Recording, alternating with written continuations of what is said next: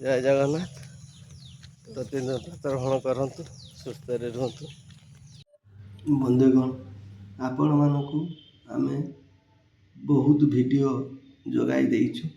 सेतेरे nature gift अनुसार आमे जोड़ी की आम जीवन उपकार मिले से गुड़ा को खायापे आमे साधारणतः कही था। आज आमे गोटे अमूल्य विषय कहूँ, ता नाम है सजना छुई। सजना छुई रोग प्रतिरोधक शक्ति बढ़ाए था खाइबा द्वारा। एतिर विटामिन सी, ए, कैल्शियम और पोटासियम बहुत मात्रा थाए। यह खाइबा द्वारा हाड़ और दांत को शक्तिशाली साहाय्य करता है।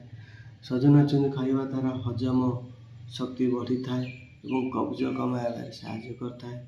शरीर को एंटीऑक्सीडेंट जोगाई कोष को सुरक्षा कर दे थाए। हृदय स्वास्थ्य पर उपकारी, रक्त रे सुगर नियंत्रण सहायक हो पारे।